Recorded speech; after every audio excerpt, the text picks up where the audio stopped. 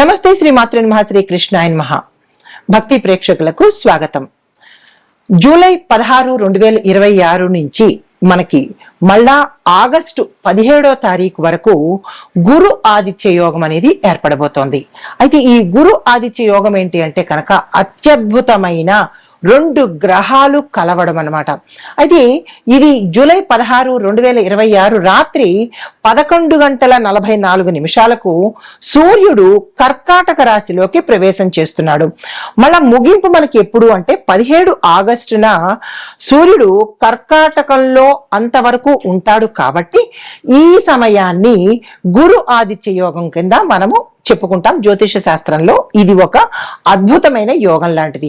అయితే ఈ సమయంలో కర్కాటక రాశిలో ఉచ్చ స్థితిలో ఉన్నటువంటి గురుగ్రహము సూర్యుడితో సంయోగం చెందడం వల్ల విశేషమైన శక్తి, ప్రభావము, యోగాలు అన్నీ కలిగేందుకు అవకాశాలు ఉంటాయి. అయితే మరి ఈ గురు ఆదిత్య యోగము చాలా అరుదైనటువంటిది, అద్భుతమైనటువంటిది, మహిమాన్వితమైనటువంటిది. సకల యోగాలు ఇక్కడి నుంచి మనకి ప్రారంభమవుతాయి. అయితే మరి ఈ గురు ఆదిత్య యోగం మనకి ఎలా ఉంటుంది అంటే దీని దేశ కాలమాన పరిస్థితులను బట్టి ఒక మనుషులకైనా కాదు, దేశానికి ఆర్థికంగాను, న్యాయపరంగాను, రాజకీయ, వ్యవసాయ, వ్యాపార, ఐటీ, విద్యా రంగాల మీద కూడా ఈ యొక్క ప్రభావము పడేందుకు అవకాశాలు ఉన్నాయి.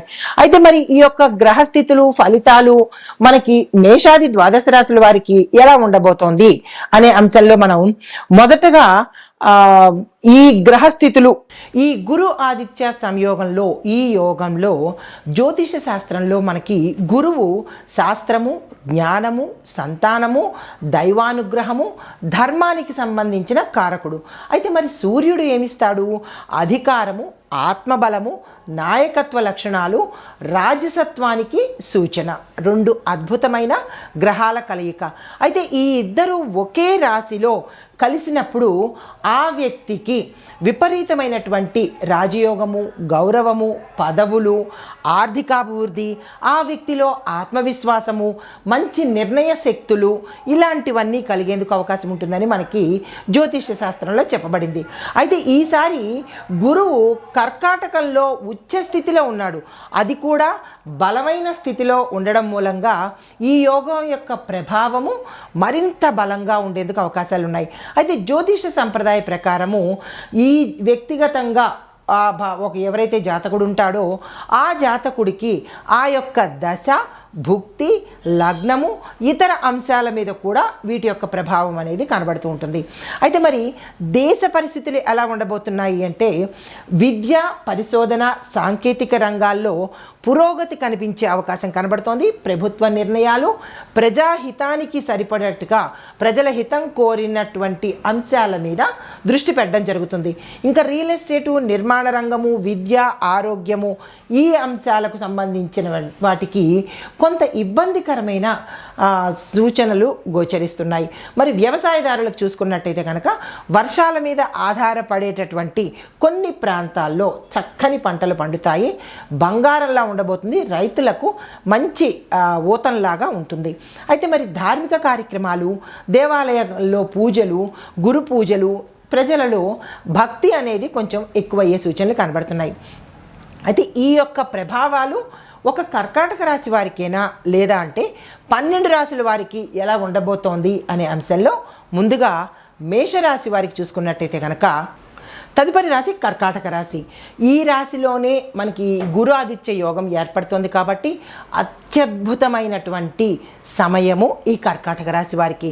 అయితే ఈ కర్కాటక రాశి వారికి చాలా ముఖ్యమైన కాలంగా చెప్పబడుతూ మీకు ఈ యోగము లగ్నంలో అనగా మీ యొక్క జన్మరాశిలో ఏర్పడబోతోంది కాబట్టి ప్రభావం మంచైనా చెడైనా అత్యద్భుతంగా ఉండబోతోంది.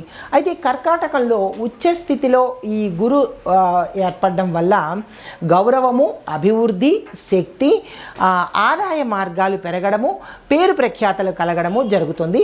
సూర్యుడి వల్ల ఆత్మవిశ్వాసము, నాయకత్వము, సంఘంలో కానీ మీరున్న రంగంలో కానీ పేరు ప్రతిష్టలు పొందేందుకు అవకాశం ఎక్కువ ఉంది.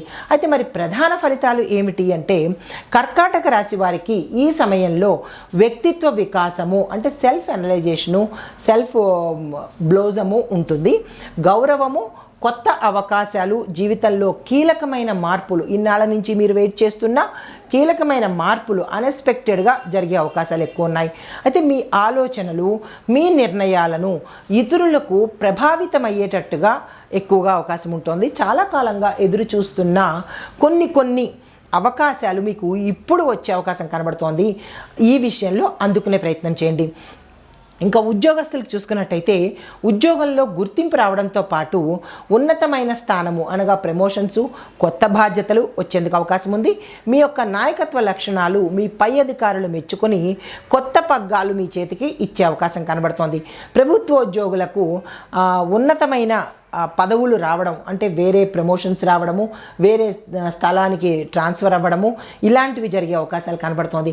ఉద్యోగంలో మార్పు కోరుకునే వారికి అంటే ఏదైనా వేరే ఉద్యోగానికి వెడదామనో లేదా వేరేది ఏదైనా చేద్దామనో ఇలాంటి ఆలోచనలు వస్తే కనుక తక్షణమే మీరు అమలుపరిచే ప్రయత్నం చేసుకోండి. అయితే మీరు జాగ్రత్త ఎక్కడ ఉండాలంటే అధిక ఆత్మవిశ్వాసంతో అంటే ఓవర్ కాన్ఫిడెన్స్తో, యాటిట్యూడు, ఈగోతో మీ కింది స్థాయి ఉద్యోగులను అస్సలు చులకన చేయకండి. ఈ విషయంలో చాలా జాగ్రత్త తీసుకోండి. అయితే మరి ఐటీ ప్రైవేట్ రంగంలో చూసినట్టయితే కొత్త ప్రాజెక్టులకు మీరు లీడర్షిప్గా తీసుకోవాల్సిన పరిస్థితి అంటే మీరు లీడర్ అవ్వవలసిన పరిస్థితి ఏర్పడవచ్చు. విదేశీ కంపెనీలతో పనిచేసే వారికి ఒక్కొక్కసారి విదేశాలు వెళ్ళవలసిన పరిస్థితి కూడా ఏర్పడే అవకాశం ఉంది. సాంకేతిక నైపుణ్యాలు కనుక అంటే టెక్నికల్గా మీరు కనుక మీ యొక్క స్కిల్స్ని డెవలప్ చేసుకున్నట్టయితే అద్భుతమైన ఫలితాలు ఈ సమయంలో మీరు పొందవచ్చు. స్టార్టప్ కంపెనీలు పెడదాము అనే ఆలోచన వచ్చిన వారికి వెంటనే ప్రారంభించే ప్రయత్నం చేసుకోండి. అద్భుతంగా మీ యొక్క స్టార్టప్ కంపెనీలు రైజ్ అయ్యే అవకాశం ఉంది. మరి వ్యాపారంలో చూస్తున్నట్టయితే వ్యాపార విస్తరణకు కానీ, పెట్టుబడులకు కానీ, లేదా కొత్త పరిచయాలకు కానీ, లాభాలు రావడానికి కానీ ఈ సమయము అద్భుతంగా ఉంది. ఏ వ్యాపారస్తులు ఈ సమయాన్ని వృధా చేసుకునే ప్రయత్నం చేసుకోకండి. అయితే మరి నాయకత్వంగాను నిర్వహణ రంగంలోనూ ఎవరైతే ఉంటారో వాళ్ళకి మంచి విజయం అంటే సక్సెస్ అయ్యే అవకాశాలు ఎక్కువ శాతం ఉన్నాయి. పెట్టుబడులు పెట్టే ముందు అంటే ఎక్కువ లాంగ్ టర్మ్లోనూ పెద్ద అమౌంట్ పెట్టుబడులు పెట్టేటప్పుడు నిపుణుల సలహాలు కానీ, మీ శ్రేయోభిలాషుల సలహా కానీ తీసుకుని లాంగ్ టర్మ్లో పెట్టుబడులకు కానీ లేదంటే ఎక్కువ మొత్తం కోట్లలో పెట్టుబడులు పెట్టేటప్పుడు కొద్దిగా జాగ్రత్త వహించండి. డాక్యుమెంట్సు లేదంటే ఆ పత్రాలు లేదా ఆ వ్యక్తులను మీరు ఒక్కసారి గమనించుకున్నట్టయితే కనుక నష్టపోకుండా ఉండేందుకు అవకాశం ఉంటుంది. ఈ విషయంలో జాగ్రత్త తీసుకోండి.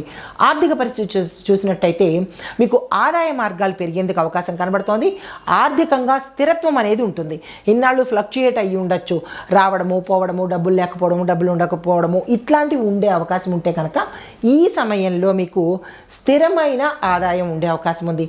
పొదుపు పెట్టుబడుల మీద దృష్టి పెట్టేటప్పుడు కొద్దిగా జాగ్రత్తలు తీసుకోండి.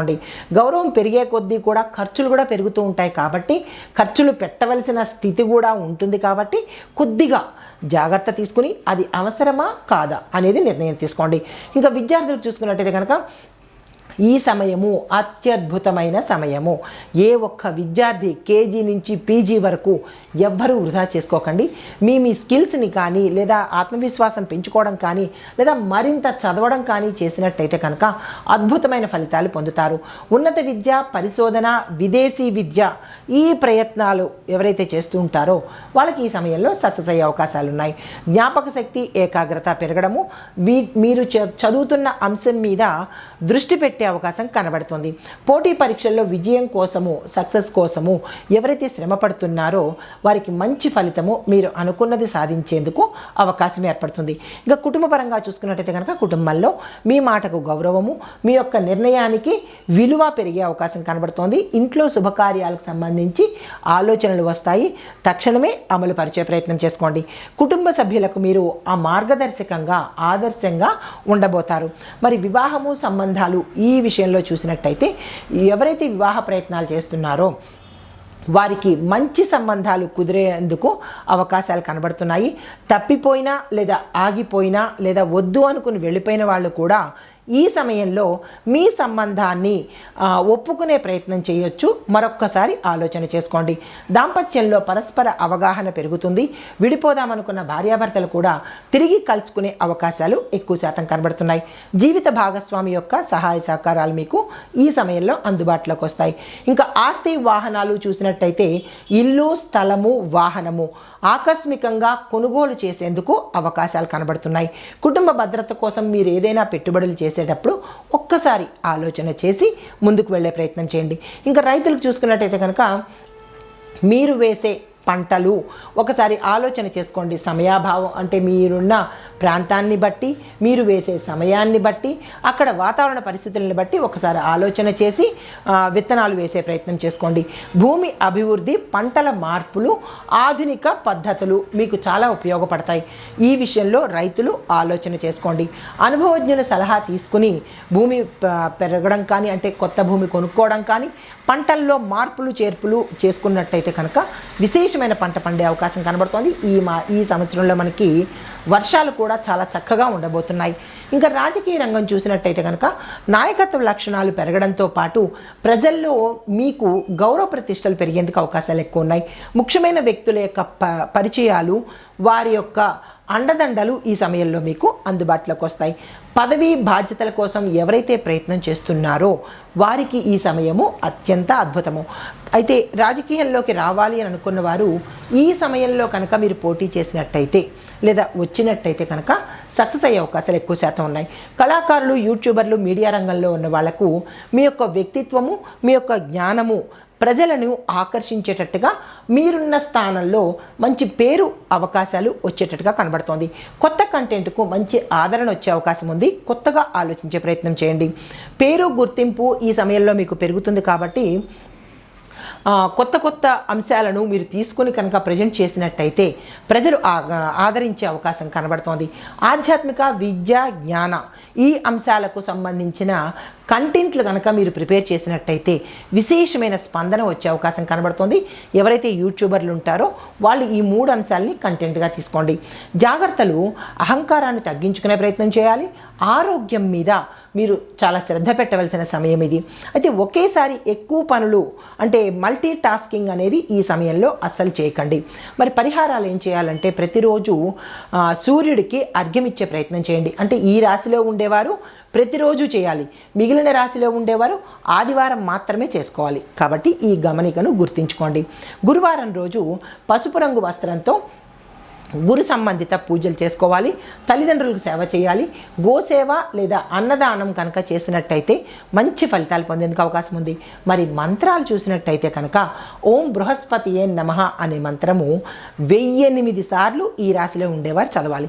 మిగతా రాశిలో వాళ్ళు 108 సార్లు చదివితే సరిపోతుంది. కానీ కర్కాటక రాశిలో ఉండేవారు మాత్రము 1008 సార్లు తప్పనిసరిగా గురు మంత్రాన్ని చదువుకోవాలి. మరి సూర్యుడికి సంబంధించినటువంటిది ఓం ఆదిత్యాయ నమః, ఇది కూడా 1008 సార్లు చదువుకునే ప్రయత్నం చేసుకోండి. మీకు కలిసి వచ్చే రంగులు పసుపు, బంగారు, తెలుపు రంగు. శుభవారాలు గురువారము, ఆదివారము.